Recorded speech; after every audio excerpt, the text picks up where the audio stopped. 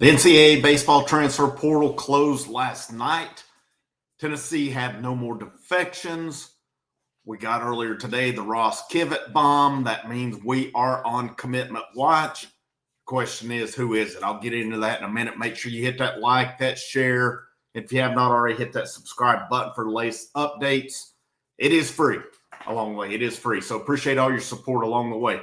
The Kivett bomb, we know it. We see this cool emoji with the orange with it. We know news is coming. Tennessee has had some visitors recently. There's 3 of them that we've heard of. The question is, will it be one of these? What's the biggest need right now? I would venture to say it's pitching, and left-handed pitching specifically. Evan Blanco, Virginia transfer. He's pitched 3 years for Virginia. He was going into this past season a second-team preseason All-American. You know, Virginia kind of underachieved a bit this year. They didn't have as good of a year as expected. Of course, their coach, he bolted to Mississippi State. A lot of their top players have hit the portal. Evan Blanco is a guy this year, too, where in 2023, 2024, he went 8-3, 3.62.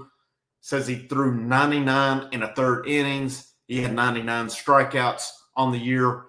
And this year, he was 3-5, 6.23 ERA, 14 appearances, 8 games started. 23-24, he started all 18 games. He only threw 39 innings this year, 36 strikeouts. There is speculation it could be him that's going to be the commitment. And you know, think of this. Liam Doyle last year when he committed, the year before at Ole Miss had an over 6 ERA for Tennessee. That was one I questioned coming in. Not so much that why they took him, but we saw the year before when Tennessee played Ole Miss, Liam Doyle was lights out against them. We knew the potential. The question was, how would he do at Tennessee? I'd say that one worked out pretty well. All right. Evan Blanco, if he is the guy who commits. And again, it's speculation right now. Somebody is about to commit. As with Henry Ford, it could be a few days later that it happens. But if it's Blanco, what you're getting, left-handed pitching. Here's the downfall. Draft-eligible guy, though. And you got to think coming into the year, teams will probably watch him. I wonder how much his stock dropped, but he's in that process now. He's thrown 3 years. He has 1 year eligibility left. If he gets drafted, he's in a leverage year right now. He comes back next year. Sure, he could improve it, but he doesn't have the leverage that he has this year. So it's like a lot of them. If this is the guy, he is a draft risk. How much? I haven't seen his name listed, but you got to think it's a possibility. Anytime a player at a school like Virginia or somewhere is draft eligible. I mean, Virginia's a top-notch baseball program. But if it's him and he makes it to campus, you're getting a left-handed guy with plenty of starting experience. He could possibly slot in somewhere on the weekend. He could be a left-hander out of the bullpen. I mean, theoretically, right now, you do have one left-hander in Blaine Brown, the Rice transfer. Yes, we know what the numbers were last year, but it was in 4 1/3 innings. It's a small sample, really. Maybe not the best, but he gets to come in. He gets to work with Frank Anderson. They'll get him going. They'll get him going in the right direction, especially when you have him for 2 years, which is big. If it's Blanco, though, that's a big need. That's a big need that it fills. My other one that there's 2 more that I'm speculating on.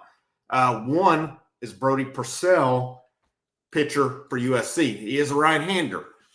Sophomore, so he's got 2 years eligibility left, and to my knowledge, he is not draft eligible.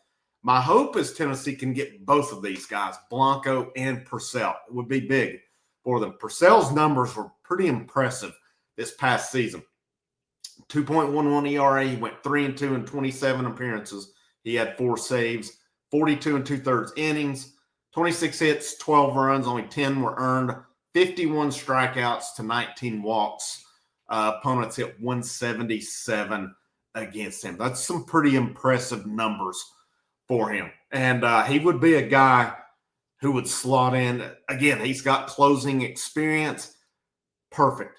That would be, I'm really hoping, and I haven't heard anything on how the visit has gone, if he's visiting anywhere else. I've not seen anything other than Tennessee was scheduled to host him earlier in the week. But it would be a big commitment for them, in my opinion, just because it's a dude who's done it in a Power 5 conference or Power 4, ever what you consider it.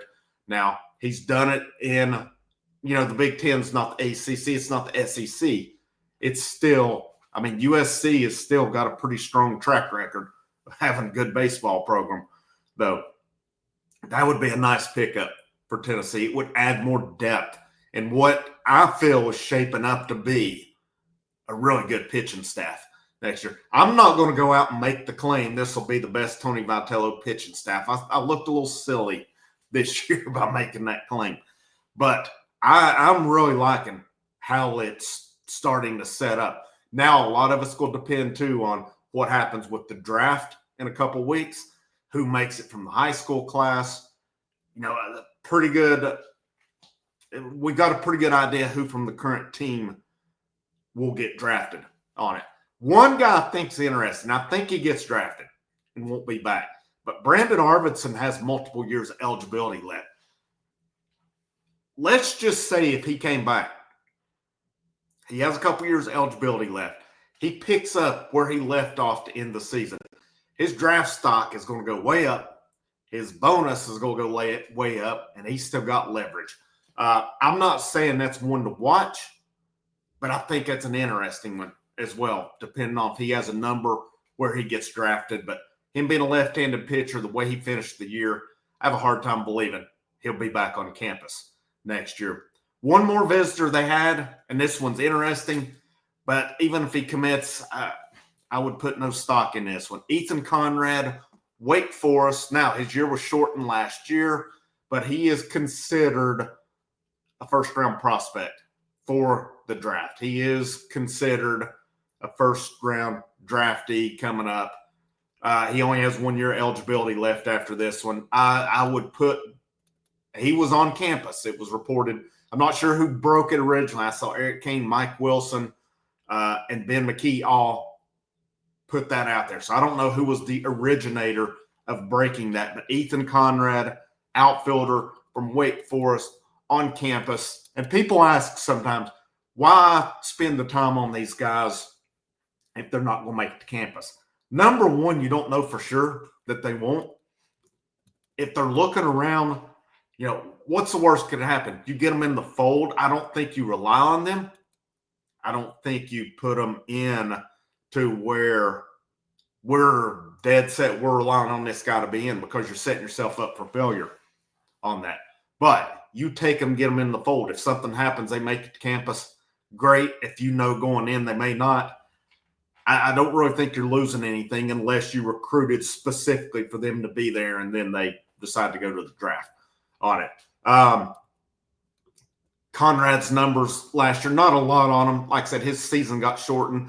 We did not see him in the regionals when we played, but he had previously played at Marist, and he had some big numbers up at Marist each time. And he was, again, he's an outfielder. He was rated coming into Marist by Perfect Game as a first base prospect on it as well. But considered a big-time prospect, a big-time draft risk here as well. So, again, the Tennessee roster, the reconstruction of it, we're not going to know not a lot for a couple weeks. Here's what we do know, though. We know who did not enter the portal, and there were some names along the way. Tennessee had 4 guys, pitchers, that remained.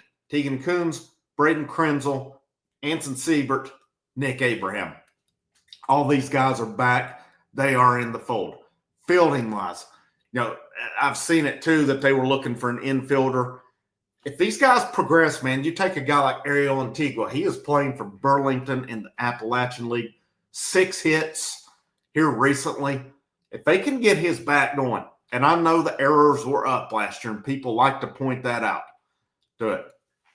You get him in the everyday lineup. You get his bat going. He can hit high 200s, for instance. The guy can bunt. You get something out of him because Tennessee, it's not like all 9 guys in Tennessee's lineup every year are just lining up the batting averages. I mean, we've seen it every year. You get him in every day, he'll get in a groove. He'll be playing shortstop the way he does. And, who's to say he can play second as well? Me, just based on his range, you guys know I'm an Antigua fan. I saw him play last year in the Appalachian League, and he made just plays that other guys can't make. Our 2 middle infielders this year could not make the plays that Ariel Antigua makes. Again, the errors were up. To me, it was trying to do too much with it. You get in, you try to make plays with it. And but Antigua's back. People speculated, would he leave or not? No, he's back. Let me pull the roster here. I had it here. Here's what we know. Manny Marin, these guys have not entered the portal. Who's to say after fall ball that they couldn't enter in the winter portal window?